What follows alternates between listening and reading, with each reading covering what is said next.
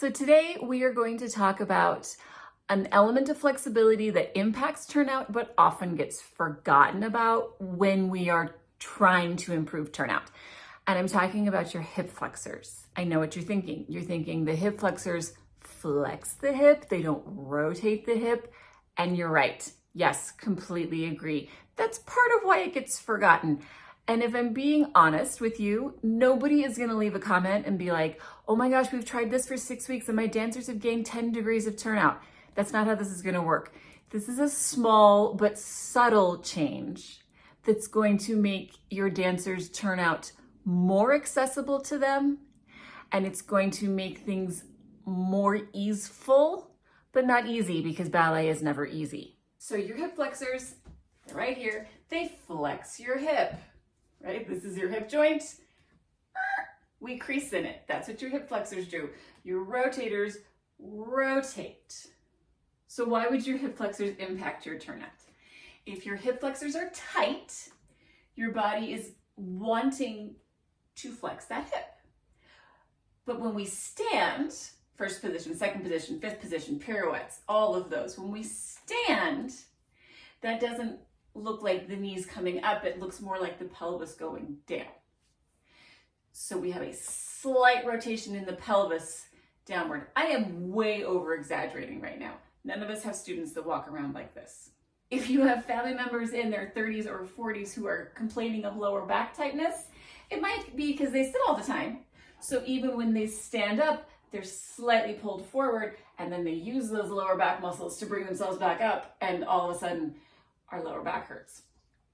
That is neither here nor there, but you will get to be the hero because you will help their back pain. For our dancers, what this means is, they've got their femur and then they have their pelvis on top of it. And when the hip flexors are tight, instead of the femur coming up, the top of the pelvis comes down just a little bit. It's a really small movement. It's a little bit, but there is that restriction. And then, because you have a little bit of restriction in the front, we tend to overcompensate by working even harder in the back.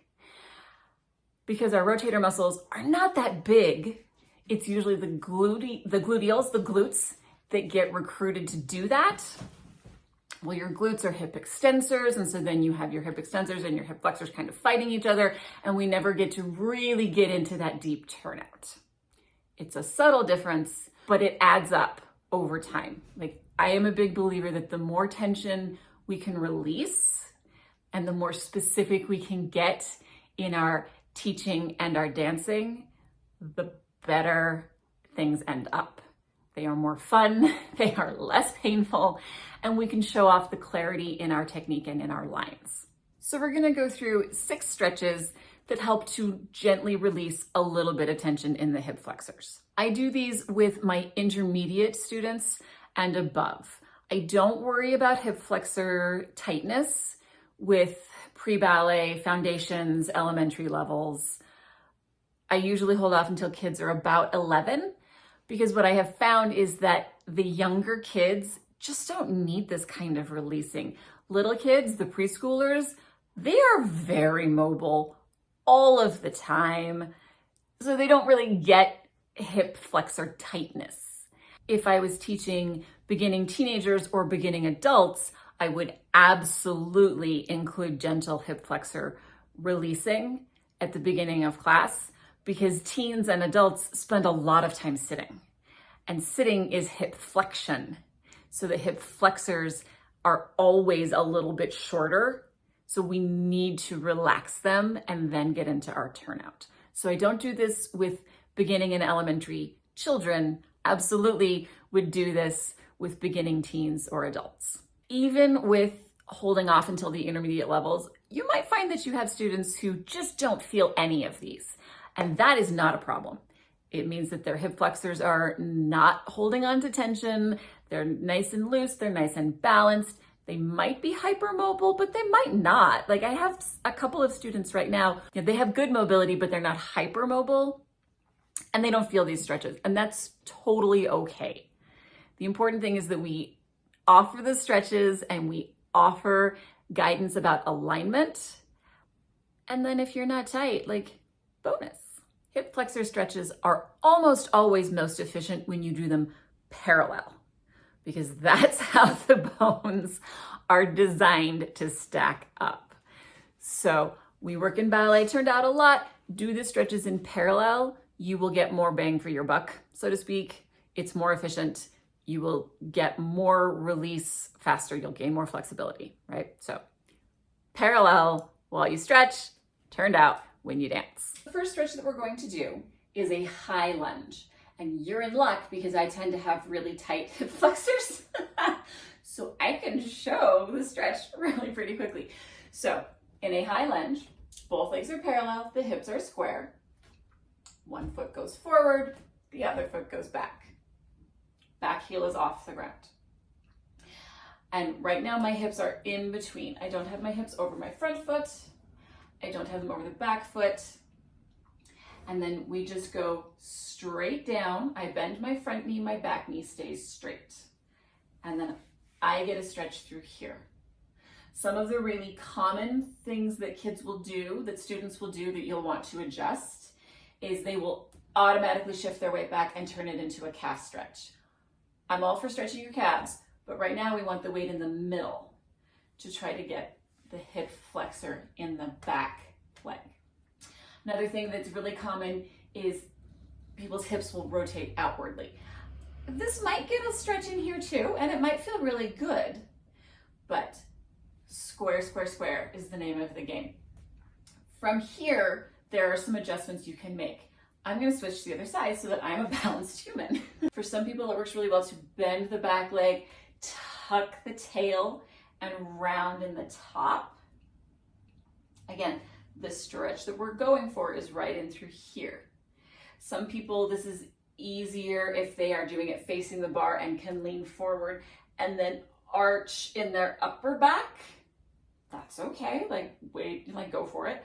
Another variation you can take is to lean, arch the spine to the side of your front leg. That'll start to get into your side body as well. So there are variations you can take on this high lunge shape. So the next stretch for the hip flexors is going to be a low lunge. This is often a stretch that is used to get into the hamstring of the front leg. So we're going to adjust the focus so that we're working on the hip flexor of the back leg. I have an assistant. I didn't ask for an assistant, but we have one. For this low lunge, this is ridiculous. But you can't see it because there's fluff in the way, but my knee is over my ankle. It's not over my toe. We want to keep the bend in the knee at about 90 degrees. We don't need to compress in the knee. Same thing with the hips. We want to be really, really square in the hips. That means the back leg has to be parallel. A lot of ballet dancers are going to try to turn out that back leg. We want to keep it parallel because we're focusing on the hip flexors. So from here, you come into your low lunge. Normally I would have both hands on the ground, but I got someone in my way. So nice and square. Think about driving that back heel towards the wall behind you. Lengthen through the back of the knee. And we're getting into the hip flexor. Apparently she refuses to be uncomfortable. So with the hands on the ground, it would look more like this. I get a better stretch here. And part of that is because I'm using my glute muscles to help me keep my balance. And they are hip extensors. And so they are naturally bringing me into this extended shape back here. But not every dancer has the balance and the core strength to do this and get the stretch. And if you're focusing on stretching, you want to make it as easy and accessible as you can. So stretch number 3 builds on the low lunge. It's called cat grabs its tail. She has planted. You're in your low lunge. You're going to lower your back knee to the ground. Whoop, that's your paw. Okay. Lower your back knee to the ground. Yeah. Are you going to go elsewhere? Love that journey for you. So here we are. I have my right knee on the ground. I keep my toes flexed in this moment, partly to stretch the bottoms of my toes. Does not matter.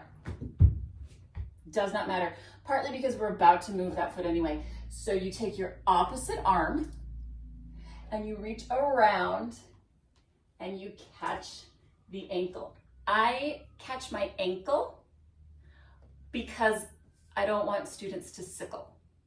If you have students who can definitely do this without sickling, fine, yay, grab your foot, no problem. But I do catch my ankle. If you have students who complain that there is twisting in the knee, have them flex their foot. And that will help to stabilize any twisting or rotation inside the knee joint. If it just hurts because their knee is on the ground, like, yeah, bummer for you. But same thing here, nice and square, nice and parallel. And we're stretching the hip flexor. This next stretch, I actually do with my foundation kids as part of their warm-up. None of them feel this as a stretch, but I do. I'm the one doing the warm-up with them. They just think that it's like a progression into the next thing, which is a strength building pose. But it feels great on me. So if you are tight or in your 40s, you might like this one. Okay, so you start laying on the ground. Parallel, because so many of us tend to do this, make sure you're parallel. Okay, so you're gonna flex your feet again. Up they go. Catch your ankles. All you have to do is squeeze your glutes enough to press your hip bones into the ground. It's a very gentle stretch. If you don't feel it, that's totally fine. But it's a nice release along the length of that hip flexor. And then from here, if you want to arch up into a boat pose, you totally can. The next stretch we're going to do is a closed hip split. We usually stretch turned out, right? Like back leg turned out. This is where we want the kids to leap. Yay! But if you really want to get into that back hip flexor, I also flex my front foot, bring both legs parallel. Take it parallel, stretch your knee. If your knee's on the ground, it's not all the way straight. When you're turned out, your knee might be on the ground. But once you're parallel, stretch that back knee, tail down. They're gonna wanna do this. Tail down to the ground, ear, shoulder, hip, ground. That's what we're trying to do here. Back knee off the ground, stretch that hip flexor. So the last stretch we're gonna do today involves a foam roller. The longer the roller, the better. So this one's a little bit on the short side. If you don't have a long enough roller, you are welcome to roll up a yoga mat and use it lengthwise. It accomplishes the same thing. Because you want to lay your spine on your roller. Spine is along your roller. So here we are, we're in parallel. So I have space for my legs to hang down towards the ground. That's already lengthening across here. And then to take it one step farther, hug one leg in.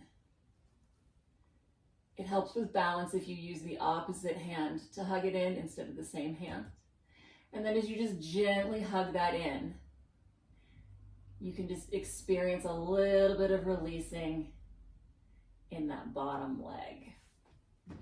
If your kids are struggling with their balance, they will try to turn this leg out, partly because more of their foot can contact the ground, and that helps you balance. So make sure that you're staying parallel and releasing from there. If you need to have both hands on the ground and just kind of sit for the first few tries, that's okay. Parallel. So those are some stretches you can do. Stretches almost feels like the wrong word. A lot of those are just like releasing moments. But those are some stretches that you can do to help release tension in the hip flexors, which will help you access just a little bit more of your turnout. Experiment with your students, find out which ones feel gentle and which ones feel more assertively stretchy.